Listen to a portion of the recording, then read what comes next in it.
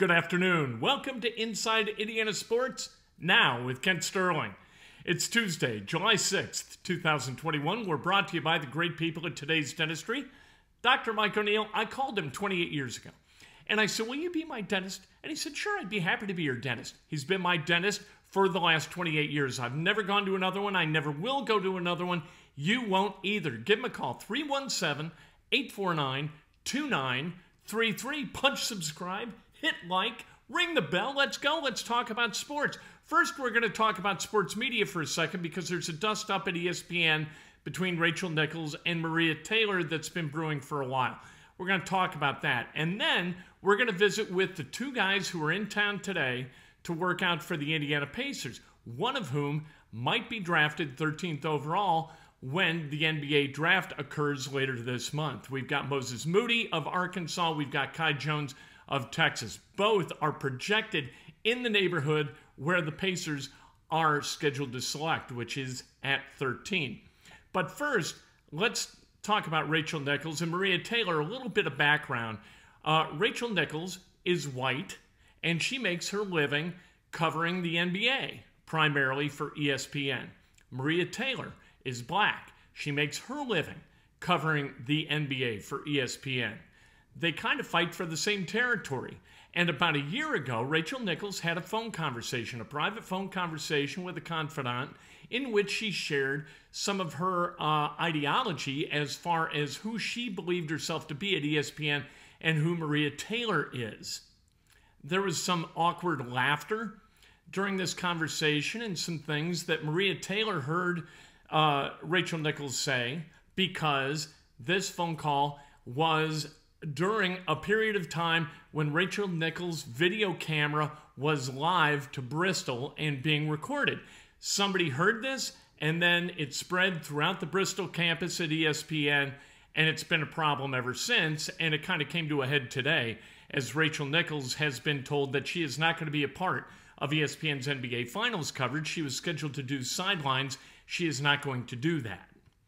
Maria Taylor's contract is coming to its end within the next couple of weeks, and so she's trying to negotiate a new deal with ESPN. There are a lot of parts in motion at ESPN, but here are some truths about sports media that everybody needs to know.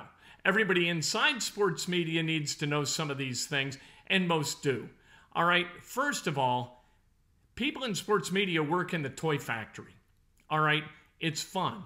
And if you take it too seriously, if you take your career too seriously in sports media, that's going to damn you to marginalization. All right? That's just the way it works. You've got to enjoy what you do, and you've got to understand that this is kind of a silly way to make a living. A good living for some people, but a silly way to do it. And you've got to understand that, and the people managing an outlet like ESPN or a network like ESPN or Fox Sports or whatever, name a network, these are serious people. And they want to keep their jobs too, the people who manage. And this goes for radio stations, TV operations, newspapers, all manner of media. The people managing want to keep their jobs. And the key to keeping their job is making sure that the people upstairs, that their phone doesn't ring and that they aren't asked embarrassing questions about their stance regarding an issue as volatile as race. And so here's the thing. Talent is very, very disposable. So is management disposable. Talent, all of them, are either going to be fired, they're going to quit, or they're going to die. Nobody works forever. And media just keeps it going and it going and it going and it going. So if talent takes itself too seriously and thinks somehow that a network is going to be much less valuable because of their absence, they are missing the boat. People watch ESPN primarily for the events that they broadcast live. Major League Baseball, the NBA, the NFL. That's why there's so much money being spent on rights fees, because that is the primary cum builder for these operations. And that also goes for radio stations, TV networks of all stripes, whether it's CBS or Fox or NBC. Everybody wants the NFL because the NFL draws eyeballs like nothing else in live television. All right? And it doesn't matter. We've seen this. It doesn't matter who's doing Monday Night Football games. It could be Joe Tessitore. It doesn't make any difference who the voices are. We watch because it's the NFL. And a lot of people watch in bars where you can't hear the people describe the action anyway. And not a lot of people watch the pregame stuff or the postgame stuff or the halftime stuff. So what you want some kind of marginally entertaining broadcast, color broadcast that's going to aggregate eyes outside of the play-by-play. And then the play-by-play has got to be conveyed in a professional manner, right? And this is true for college basketball, college football, all major league sports. You need good talent, but there's no such thing as indispensable talent. And anybody who's on the talent end of this business and believes that they are indispensable, and that goes straight up to Stephen A. Smith, you're not processing facts correctly.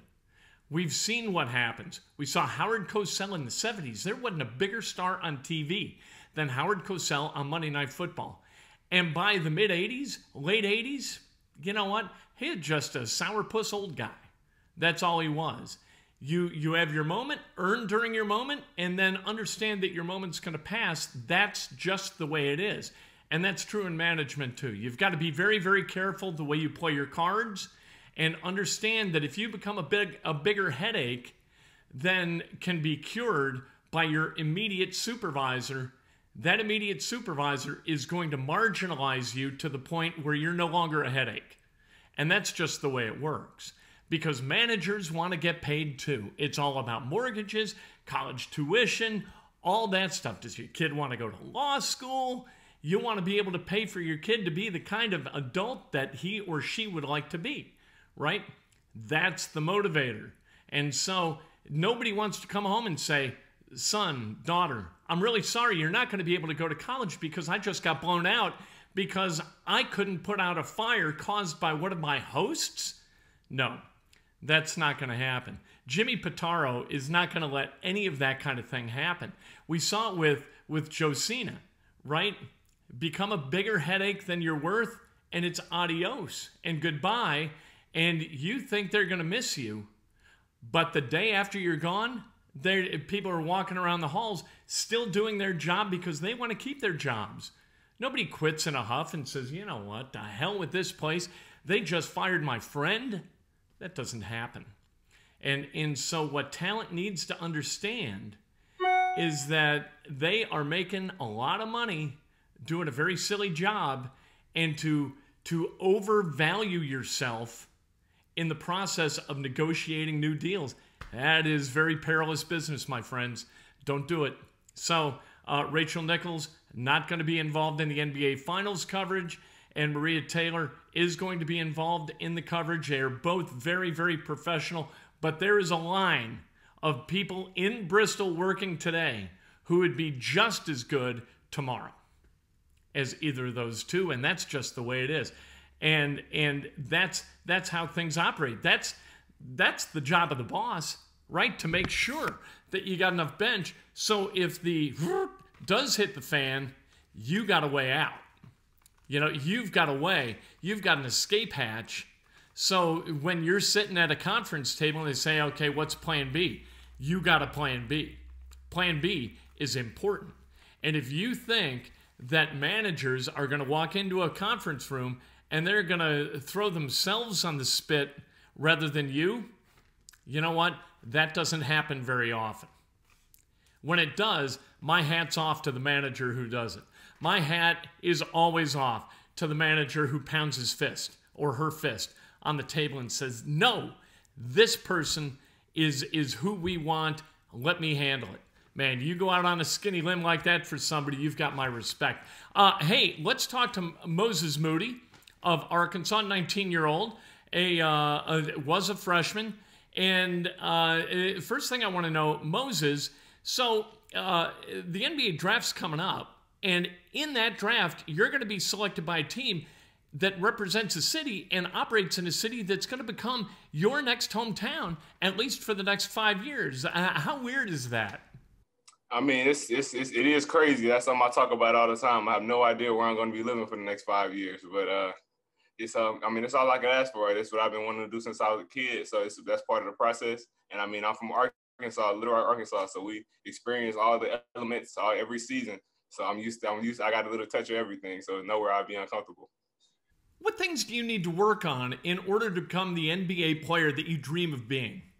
Yeah, I mean, it's all about really just being really good at something. And shootings has been my thing all the way up to this point. And I mean, shooting keeps you relevant on any team that looks at you. So that's something I definitely want to focus on, the area that I really put a lot of focus and attention towards throughout my workouts, but also just learning the game. It's a new game than anything I've played before. So learning how to space the floor, get open shots, guard, help defense, how to read offenses, read defenses. All those are things that I'm working on and trying to develop to get me ready for the next level. I assume you watch a lot of basketball. Are there players that you watch and learn from? I take a lot of different things from different players. So Chris Middleton in the playoffs has been tremendous. He's been good his whole career, but that's a guy that I really like to watch. I take some of Jason Tatum off the dribble moves. He can use his body well, use his shoulders to get open and get some nice shots. Klay Thompson moves it out the ball tremendously between him and Steph Curry. That backcourt's crazy, and just watching them when they don't have the basketball. And then another guy's like a Draymond Green, just getting other people open, helping on that aspect. And then Drew Holiday, tenacious defender. He does all the small things and all the small details. They makes him a tremendous defender. What do you do off the court? Yeah, I like boxing. That's something that I do. It started out training for basketball, but I kind of just grew a love for it, just given that I was into it that long. So that's something I really developed. And then just I enjoy family time a lot. I left home at a young age, so that's something that I enjoy to do, just hanging out with my little cousins, wrestle, play around. That's Moses Moody. I got to tell you the truth. He does not sound like a 19-year-old. I'll tell you what he sounds like. He sounds like an Indianapolis Colt is what he sounds like. He reminds me a little bit of Khari Willis, a little bit of Nyheim Hines in Moses Moody. Kai Jones of Texas, I'll ask you the same question that I asked Moses. How strange is it that by the end of the month, you're going to be selected to play for a team and live in a city that maybe you haven't even visited? Maybe it's going to be Indianapolis. How weird's that? Nah, listen, throughout this basketball journey, that's kind of how it's been. Basketball has taken me all over the continent. So I went to Orlando, up to New Hampshire, down to Austin, Texas. So I've kind of been well prepared for this moment. But it's definitely interesting. You know what I mean? It's like a big adventure. So I love it. Yeah, you're going to sign a big money deal. How have you prepared for that change in income? Yeah, I mean, thankfully I have the right people around me. You know, my dad was a businessman, and also I got a financial advisor too. So just preparing for, you know, having the right people around me to help me, you know, manage my money, stuff like that. So I feel pretty ready for it. What was the workout like? Just you and Moses, right? Yeah, it was just us two. So we did some like testing. They tested my vertical, my height, wingspan, reach, all that stuff, and then something on the bike, like just a power tester, see what your power output is like for your weight. They got your body fat, kind of some of the things we did at the combine, and then we got on the floor, warmed up, started with some like finishing drills, just rip finishes. Rip baseline, rip middle, spin move, Euro steps, all of that. And then we got into some catch and shoots on the move into the mid range. Then we went out to the three. Then we worked on some pick and roll action, pick and pop action, dribble handoff. And it was more me and Mo just playing together because we're different positions. So he would be coming off the ball screen. I'm setting the screen, rolling, popping, handing off, you know, just playing NBA action. I'm just working on those reads and feels. So, what you want to show the Pacers today? Just my athleticism and my versatility, you know, my ability to shoot the ball on the move, off the catch, off the dribble, and like just my violence and my spirit, how I play the game, just bring that intensity in the workout, you know what I mean? Just put my head on the rim as many times as I can, just show that I'm a freak athlete. So that's really like a huge thing for me. And then, like I said, my versatility as well. What do you mean by violence? You mean like asserting yourself with maximum effort, that kind of thing? Yeah, I wouldn't say, well, yeah, imposing my will. You know what I mean? If somebody's on me, just getting them off of me, dunking on people, like dunking the ball hard, running hard, screening hard. Like, I like to sprint the floor. You know, I play very hard. So that's kind of how I love to play the game. So just show that motor. That's Kai Jones. I'd be happy with either of these guys. Kai Jones, 6'10", Moses Moody, about 6'6". Both guys can shoot. You got to be able to shoot to play. in the NBA. Tomorrow morning, Breakfast with Kent. Cannot wait to talk to you then. 8 o'clock straight up on YouTube Live, and then immediately following that on Facebook Live. Like I said, can't wait to talk to you tomorrow morning.